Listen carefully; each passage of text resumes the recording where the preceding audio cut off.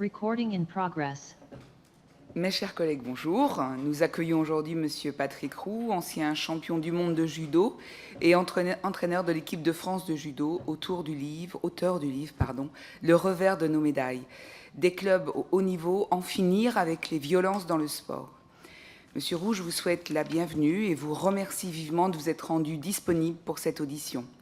À votre demande, vous êtes aujourd'hui accompagné de plusieurs professionnels, psychologues, kinésithérapeutes, professeurs de judo ou d'EPS, présidents de clubs, et de nombreuses victimes de violences dans le sport qui sont dans la salle ou en visioconférence et qui pourront témoigner ou répondre aux questions des membres de la commission.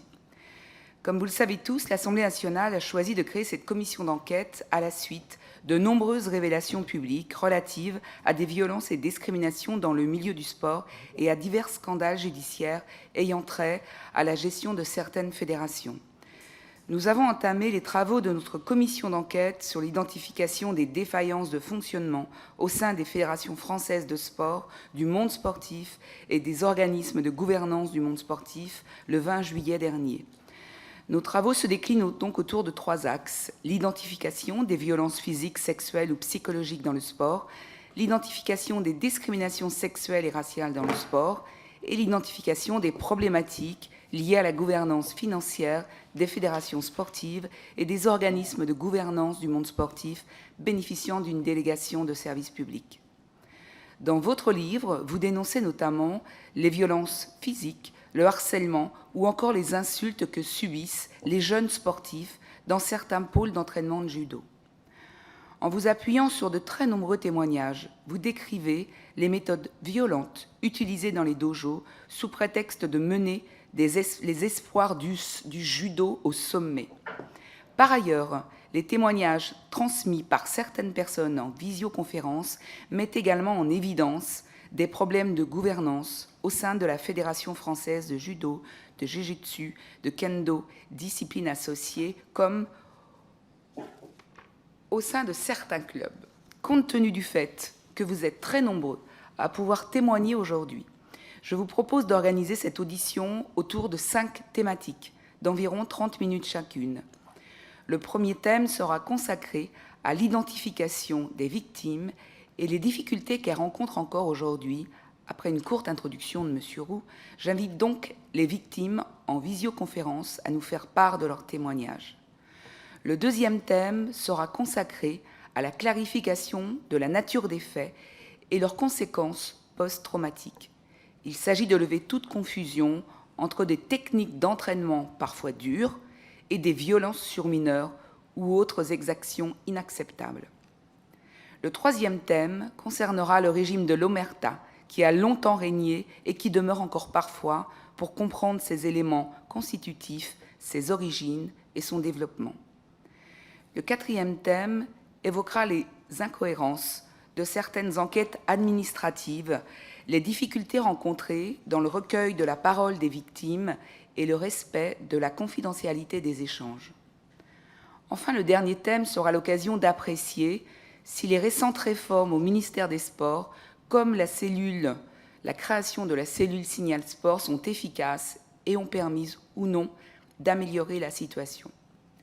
En conclusion, nous demanderons à M. Roux de nous faire part de ses recommandations pour l'avenir et nous pourrons évoquer avec Mesdames Le Seur, Capron et Perrus, travaillant au pôle formation de l'INSEP, les actions à mettre en œuvre pour améliorer la lutte contre les violences dans le sport. Pour chaque thème, je vous propose de donner la parole à M. Roux pour introduire le sujet en 5 minutes, avant de donner la parole à Madame la rapporteure ici présente, puis aux membres de la commission pour adresser des questions aux professionnels et victimes présentes. Afin que tous ceux qui le souhaitent puissent s'exprimer ce matin et répondre à nos questions. Et bien que cela puisse être difficile, en particulier pour les victimes, je vous invite à rester précis et concis dans vos propos. Je vous rappelle que cette audition est ouverte à la presse et qu'elle est retransmise en direct sur le site de l'Assemblée nationale. Avant de laisser la parole à M. Roux pour nous présenter son livre et sa démarche en quelques minutes, puis d'entrer directement dans notre première thématique relative à l'identification des victimes de violences dans le sport, je vous rappelle que l'article 6 de l'ordonnance du 17 novembre 1958 relative au fonctionnement des assemblées parlementaires impose aux personnes entendues par une commission d'enquête de prêter serment, de dire la vérité, toute la vérité, rien que la vérité. J'invite donc toutes les personnes qui seront amenées à prendre la parole au fur et à mesure de l'audition à se présenter, puis à lever la main droite et dire « Je jure de dire la vérité, toute la vérité, rien que la vérité ». Je vous remercie. Monsieur Roux, vous avez la parole.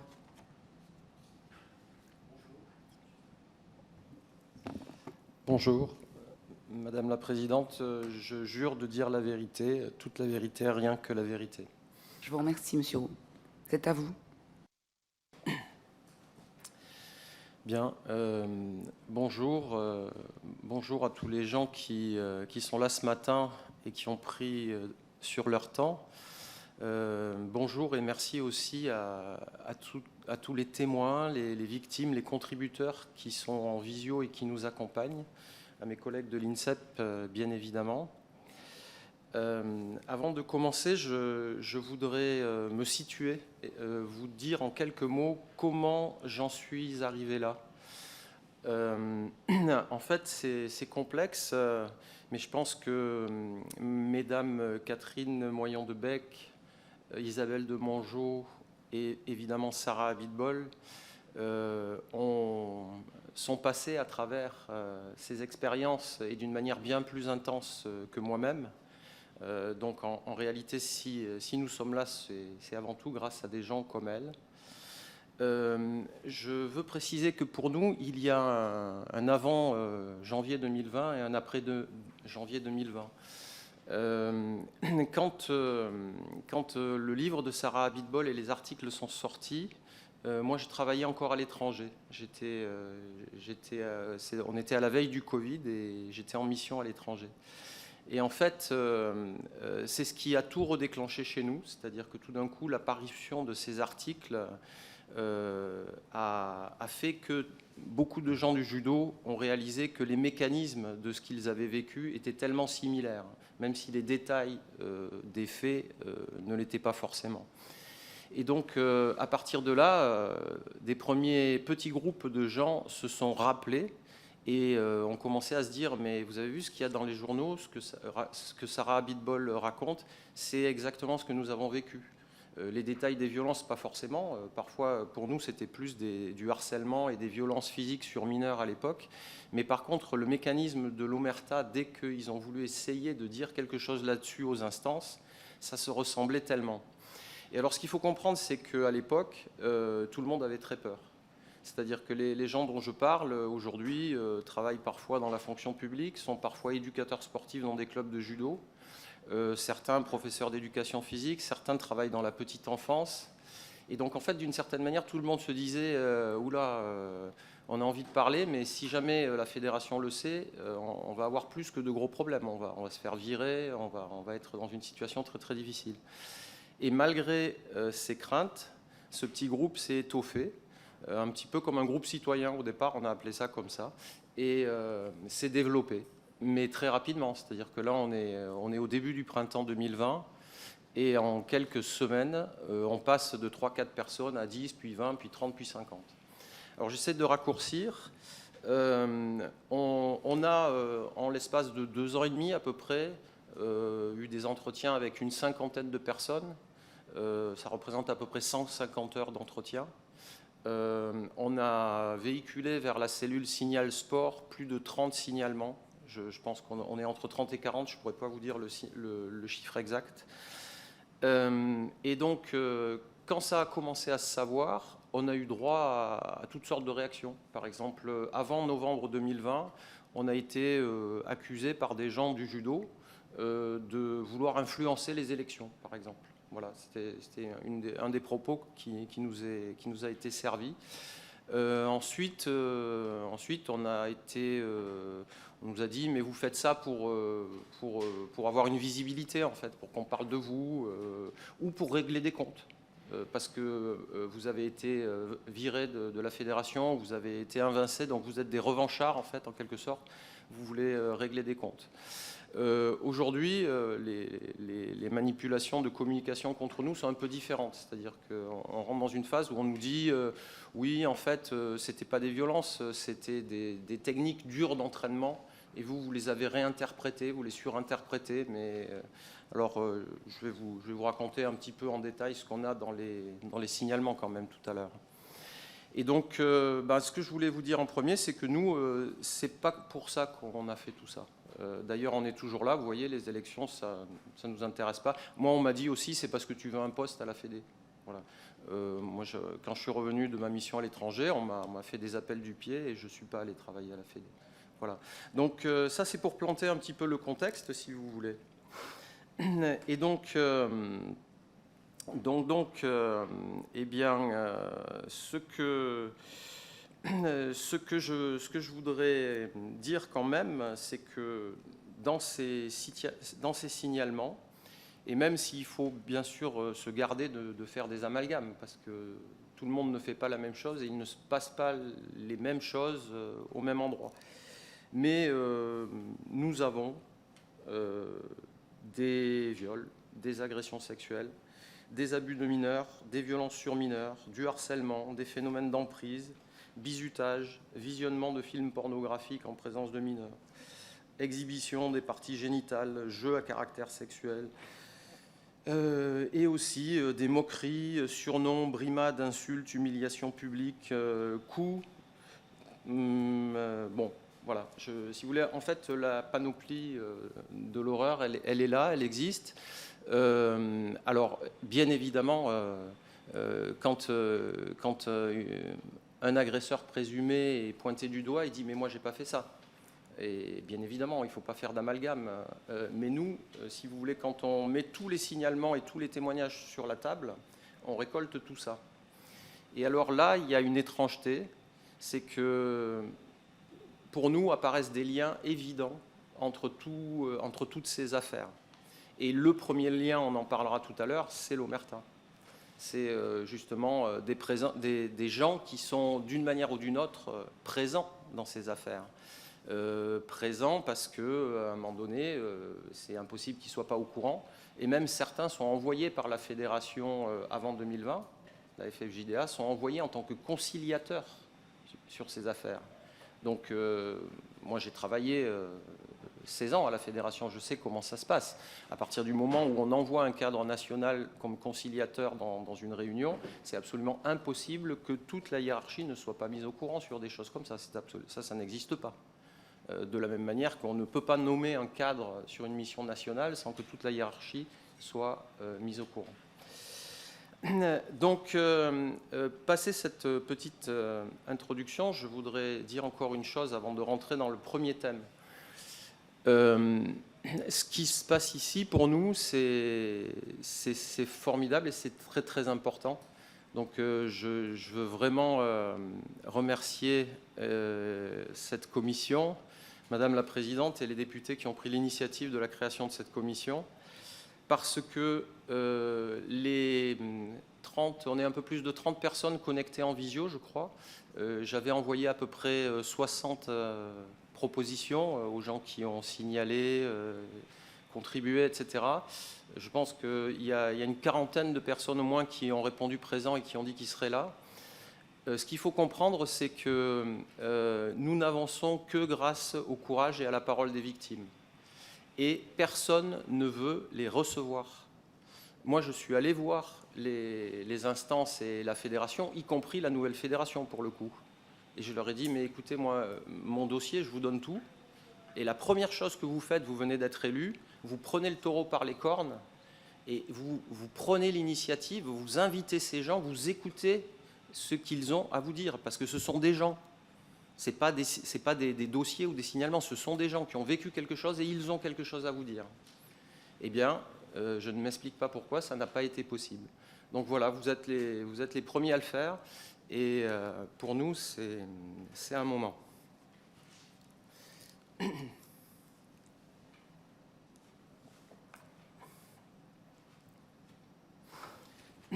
Bien, donc si vous me laissez continuer, je rentre dans la première thématique. Allez-y, vous avez la parole. Oui. Donc maintenant, je voudrais parler de l'identification des victimes, de la difficulté de l'identification des victimes et aussi de la difficulté dans laquelle on les met une fois qu'elles se sont dévoilées en fait. Si vous voulez, le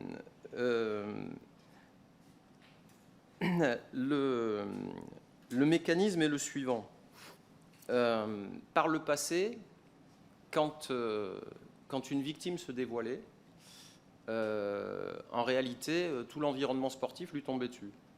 C'est-à-dire que vous aviez, je ne sais pas, bon, peu importe l'endroit où ça se passe, souvent le président de département ou le président de la ligue, parfois le CTR aussi, qui allait voir la victime en lui disant mais non, ok, il s'est passé quelque chose, mais si tu le dis comme ça et que tu maintiens ta plainte, la plainte c'était des fois la gendarmerie, hein, on a des écrits de ça. Réfléchis à ce qui va se passer derrière. Toi, tu veux faire du haut niveau, tu veux t'entraîner au pôle, tu veux être sélectionné. Ça va plus être possible. Et puis, réfléchis ton club.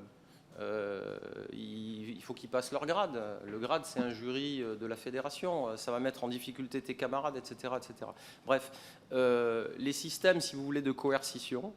D'ailleurs, il y a des régions où, dans les écrits, les gens qui signalent parlent de terreur administrative pour décrire les instances de leur région.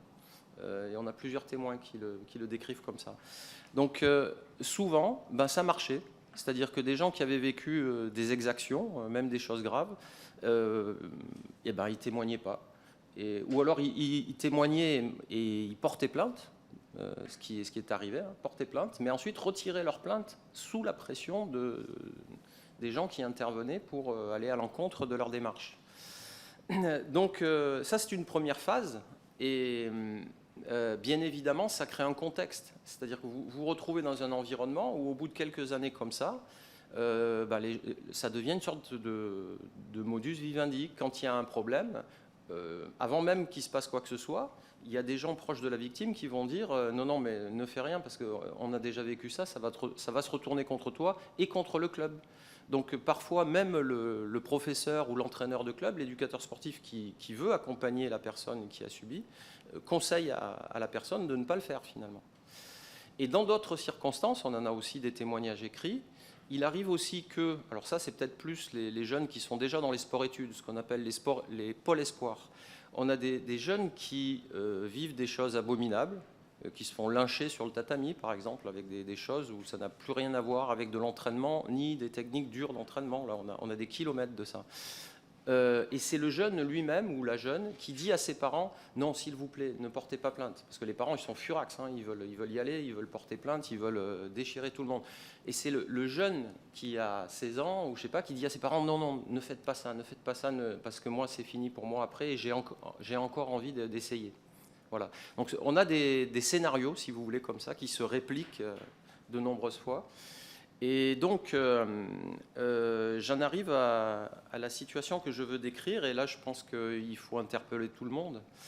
Aujourd'hui, la situation a un peu évolué, puisque ce sont les pouvoirs publics, depuis notamment les révélations de Sarah Abitbol, depuis l'existence du dispositif Signal Sport, ce sont les pouvoirs publics qui se tournent vers toute la communauté sportive et disent aux victimes, s'il vous plaît, ayez le courage de parler.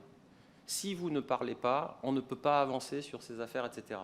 Donc nous, associatifs, qu'est-ce qu'on fait? On s'appuie bien sûr sur ce que dit le ministère et sur ce que disent les pouvoirs publics. Et on essaye d'encourager les victimes qui parfois ont un peu peur ou ont toujours des réticences.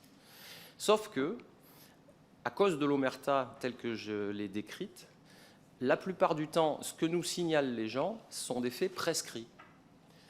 Donc, en réalité, les gens se dévoilent en signalant des faits qui sont prescrits. Derrière, il ne se passe rien. C'est-à-dire que, je ne sais pas, par exemple, 1 an après que ce soit prescrit, il peut y avoir des enquêtes administratives, des choses qui se déclenchent, etc. Mais ils recroisent leur agresseur présumé, entre guillemets, avec lequel il s'était passé des choses il y a 15 ans. Et des fois, l'agresseur n'hésite pas à les narguer en disant « mais tu vois, tu peux rien faire contre moi ». Voilà. Et par contre, il arrive aussi que les victimes s'entendent dire on va peut-être porter plainte pour diffamation pour ce qu'on sait que tu as dit de nous. Et donc là, si vous voulez, il y a un paradoxe que je trouve, enfin je ne sais pas comment le qualifier, mais pour moi c'est une véritable question. Aujourd'hui, les pouvoirs publics demandent aux victimes de témoigner. Les victimes ont déjà subi un préjudice, donc elles sont déjà en situation de vulnérabilité. Parfois, c'est très difficile émotionnellement pour elles de reparler de ce qui s'est passé. Il y a vraiment des situations difficiles à entendre, notamment lorsqu'on fait les entretiens.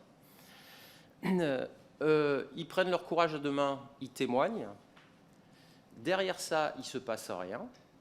Donc, ils ont un deuxième préjudice. Ils nous disent mais à quoi ça sert que j'ai témoigné là, ça fait 1 an, 2 ans, et puis je croise toujours mon agresseur. Je sais qu'il y a eu une enquête, mais c'est bizarre. Il y a plein de gens qui l'ont soutenu, même des cadres des CTS, etc., qui ont envoyé des lettres de soutien, alors qu'ils ne me connaissent même pas. Ils ne m'ont jamais demandé à moi, victime, ce qui s'était passé, mais par contre, lui, ils le soutiennent.